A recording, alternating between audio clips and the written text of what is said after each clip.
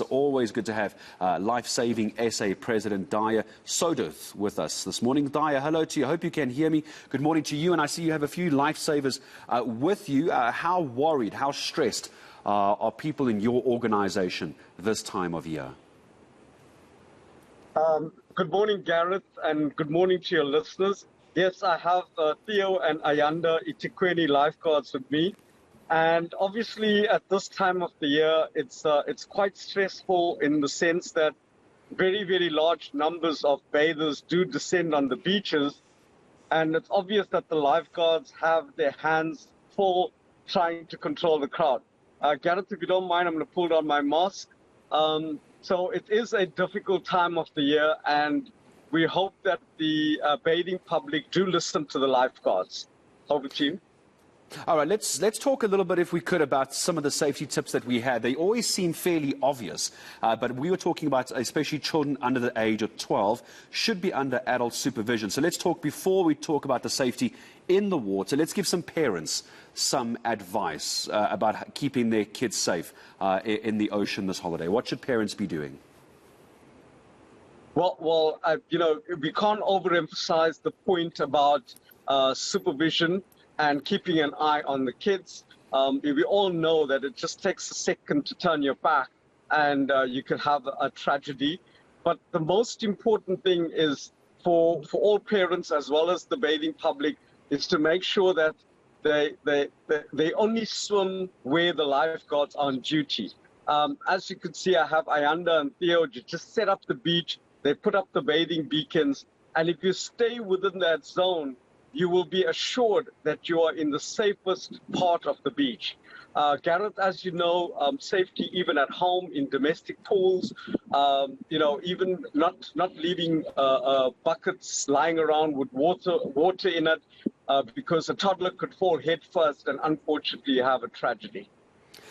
Excuse me for an ill-timed cough. Let's talk about someone who might find themselves in trouble inside the water itself. They've gone in, perhaps they are swimming between the flags. It's a busy beach, but they find themselves being pulled out, perhaps a riptide or an undercurrent of some sort. Because I always understood most people end up in a drowning situation because they exhaust themselves, because they're trying to fight against the current. Let's talk, if we could, some advice for people who find themselves in a tricky situation in the water. What should we do?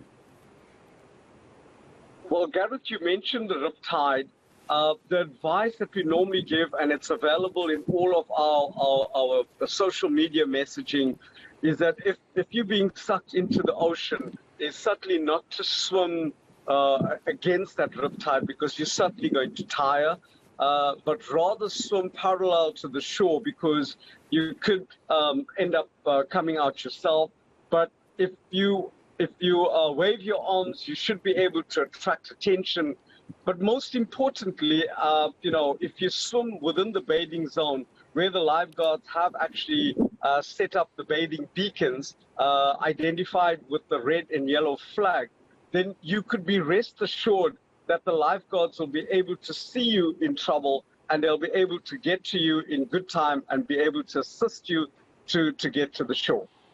And I imagine as well, the worst thing that somebody could do is, if I see a family member or a friend in trouble in the water and I'm not a trained lifeguard, am I going to be helpful at all in trying to save them myself, or should I rather try and get hold of a lifeguard?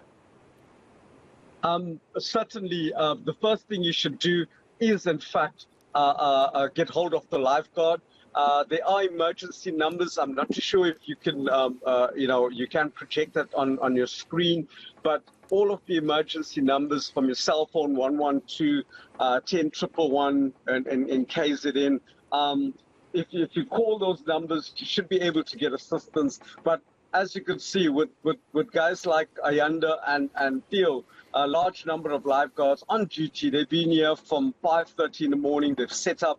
They're here till late in the evening, and we urge the public to listen to the lifeguards, to only swim where the lifeguards have set up a safe zone between the bathing beacons.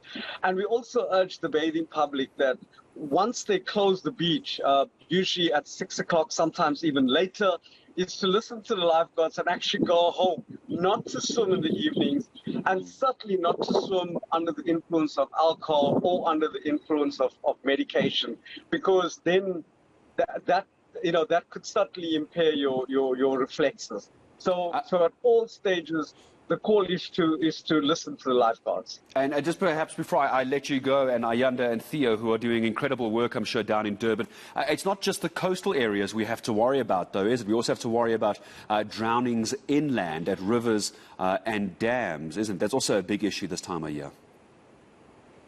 Absolutely. We've seen the statistics.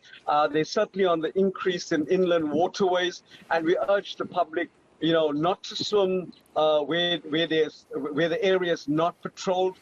We do know in the inland, you could have a stream that's a trickle in the morning, and with the amount of rain we've been having, that could end up being, a raging torrent in the afternoon. And with all the debris in the water, bicycles and logs and whatever else is thrown into the water, it could be a dead trap. So we urge particular little children who play in these streams. We urge that they refrain when the river's swollen, for the parents and adults to supervise the children, but certainly not to go in somewhere there aren't any lifeguards, and to ensure that they assess the risks before they get into the water. Yeah, and it's such easy advice to follow. I really hope that everyone does it. Dhaya, all the best to you and your team. Ayanda, Theo, thanks very much for your hard work this December as well down in Durban.